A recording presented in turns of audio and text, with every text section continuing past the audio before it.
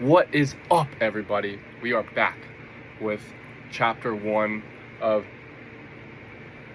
talking about things that are so relevant in the world today. You just can't go without talking about it.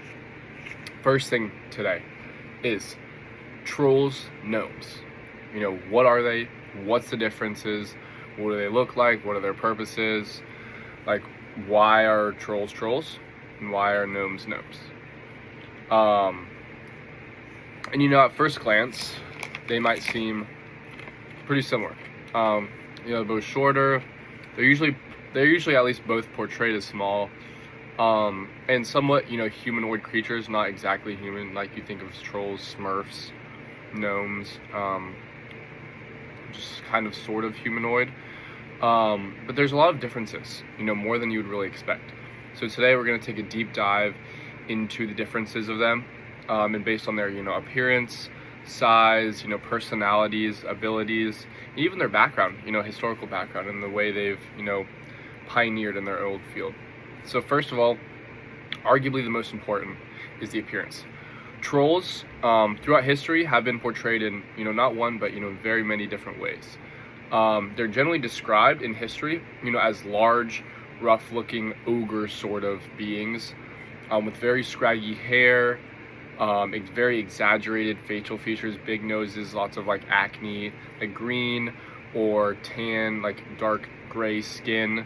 And then sometimes they also have horns or other more monstrous features on them. But gnomes, on the other hand, are definitely a more recognizable, more toned down look. They all, most of them have the pointed hat, very short, and all of them the long white beards, which kind of set them apart from trolls for sure.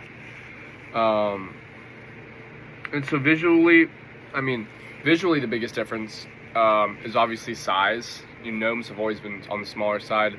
Historically, trolls are bigger, but that they look a lot scarier, meaner, darker skin, or like a grayer skin. Trolls usually though have normal Caucasian skin.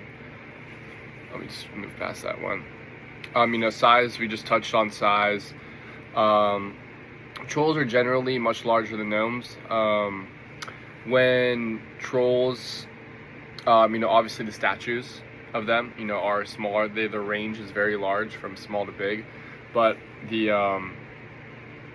gnomes, obviously more one size. So physical presence, the trolls have definitely more demeaning presence, and the gnomes not nearly as much. And where they live also, this is a big talked about question with the difference. So trolls are connected to wildlife in isolated places, under the bridge, or under, they could be, we don't know yet, under the table in Tony's house, in Godfather's house. Gnomes also have a much more peaceful, habitat, usually most of the time found in gardens, to kind of just look over everything, making sure everything's growing right, making sure that the plants are doing well, make sure no deers are eating the blueberries or squirrels or, that sort of thing. But then in historical, context-wise, they're seen to, they're associated with forests, and underground, and little hobbit holes, sort of things is where they would live.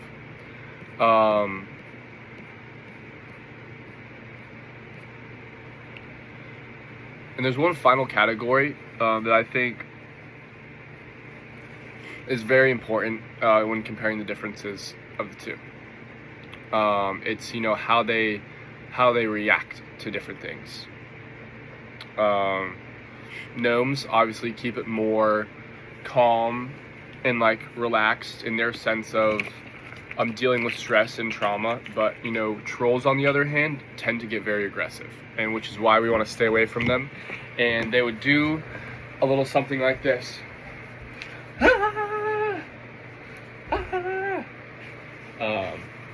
So that is a tribute to the best female soccer player in the entire world, Megan Rapinoe, and this is Brendan Owens, and we have talked about the differences of trolls and gnomes.